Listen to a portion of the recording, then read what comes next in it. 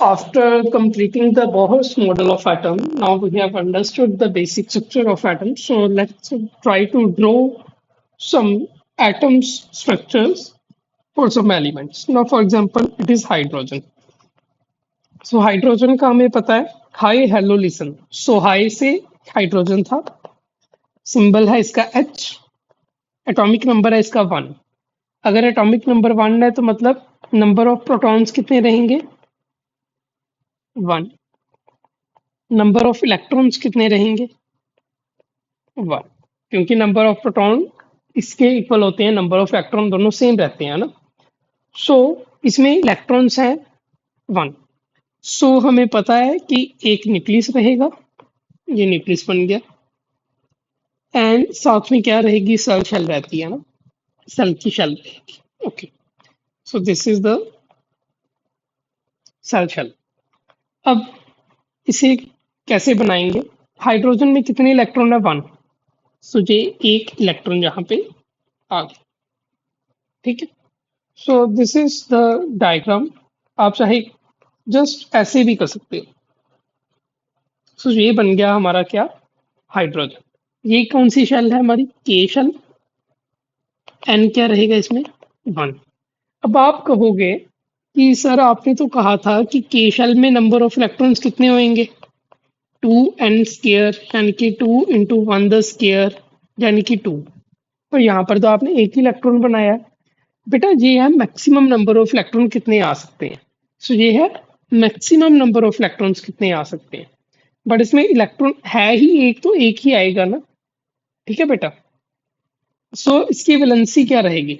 अब देखो, इसमें टोटल इलेक्ट्रॉन आ कितने सकते थे के शेल में? 2. लेकिन है कितने? 1 है, यानी कि एक इलेक्ट्रॉन अभी कम है. तो बेटा ये एक इलेक्ट्रॉन कहीं से ले ले तो इसकी पूरा हो जाएगा.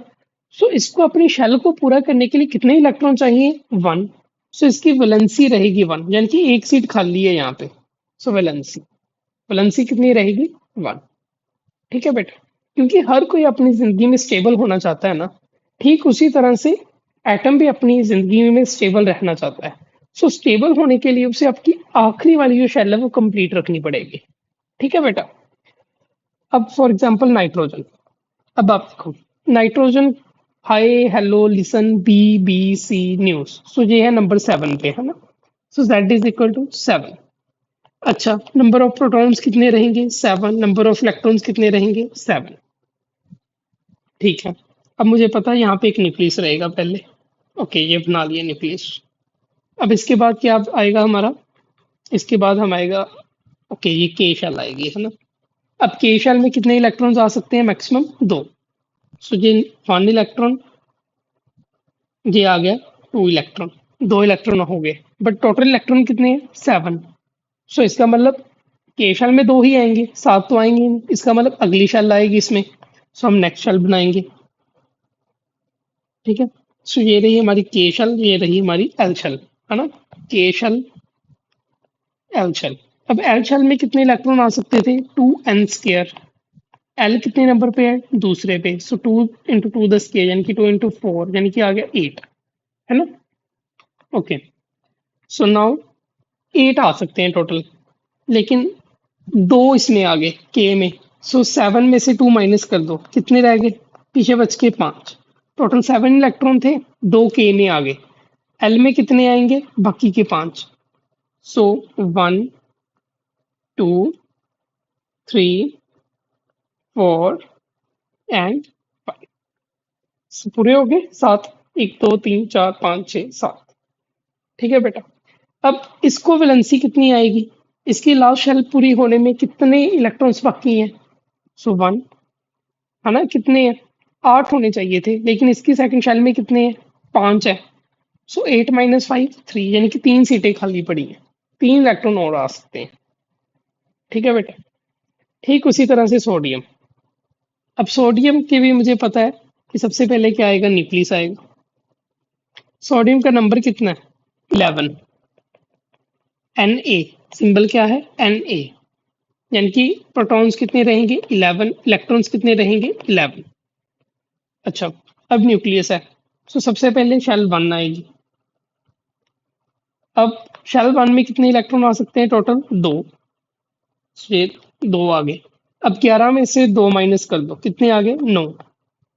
अब आगे, तो इसका मतलब सेकंड शेल यूज होगी। अब सेकंड शेल में कितने आ सकते हैं total? 8। So let me draw 8 electrons. So 1 2 3 4 5 6 7 and 8। अभी भी एक इलेक्ट्रॉन रह गया 9 में से, अब एक इलेक्ट्रॉन रह गया। सो इसका मतलब इसमें नेक्स्ट शेल भी यूज होगी। सो ये रही मेरी नेक्स्ट शेल। कौन सी? के, ये रही एल, ये रही M. Okay, M. So M में कितने इलेक्ट्रॉन आएंगे? 1। सो एक इलेक्ट्रॉन आ गया। अच्छा, अब बेटा वैलेंसी क्या रहेगी इसकी? अब मेरी बात ध्यान से सुनो, मैंने क्या कहा कि इलेक्ट्रॉन जो है, एटम जो है, उसको स्टेबल होने के लिए अपनी लास्ट शेल जो है वो कंप्लीट करनी पड़ेगी। अब इसके पास दो ऑप्शंस हैं। जहां तो चाहिए अपनी एम शेल में 7 इलेक्ट्रॉन्स और इकट्ठे करे, यानी कि अपनी लास्ट शेल पूरी करे, या फिर ये अपनी एम शेल का जो इलेक्ट्रॉन है वो किसी को दे दे।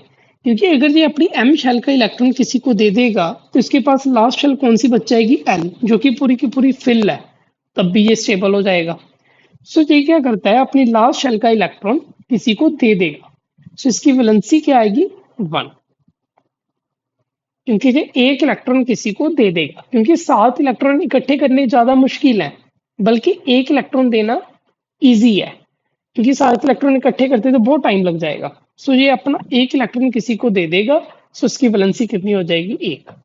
अच्छा, अब कुछ इलेक्ट्रॉन्स जैसे नाइट्रोजन था, इसे 3 इलेक्ट्रॉन और चाहिए, क्योंकि इसके पास दो ऑप्शन है। जहां तो ये अपने 5 इलेक्ट्रॉन्स किसी को दे दे ताकि उसकी के शेल जो है वो स्टेबल हो जाएगी, या फिर 3 ले ले। अब 5 इलेक्ट्रॉन देने औखे हैं, लेकिन 3 इलेक्ट्रॉन लेने सौखे हैं। सो इसकी वैलेंसी थी 3। अब जो कोई भी जना इलेक्ट्रॉन्स दे रहा है, जो कोई भी जना इलेक्ट्रॉन्स दे रहा है, उस पे जो चार्ज आएगा, ओवरऑल चार्ज आएगा, वो आएगा प्लस का। जैसे Na के ऊपर चार्ज आएगा प्लस, क्योंकि वो इलेक्ट्रॉन दे रहा है, यानी कि वो दानवीर बंदा है, यानी कि पॉजिटिव बंदा है। सो इसे हम बोलते हैं केटायन, जिसपे पॉजिटिव चार्ज आएगा। अब जो इलेक्ट्रॉन ले रहा है, जैसे कि नाइट्रोजन था, वो इलेक्ट्रॉन ले रहा था, कितने इलेक्ट्रॉन ले रहा था? 3। लेने वाला बंदा जो चीजें मांग ही रहा है वो क्या? नेगेटिव बंदा है। सो उस पर चार्ज आएगा माइनस, एंड वो क्या है हमारा? एनायन। ठीक है बेटा। सो स्टेबल होने के लिए सभी को इलेक्ट्रॉन्स लेने हैं या देने हैं। जो दे रहा है इलेक्ट्रॉन्स वो क्या है? कैटायन। जो ले रहा है वो क्या है? एनायन।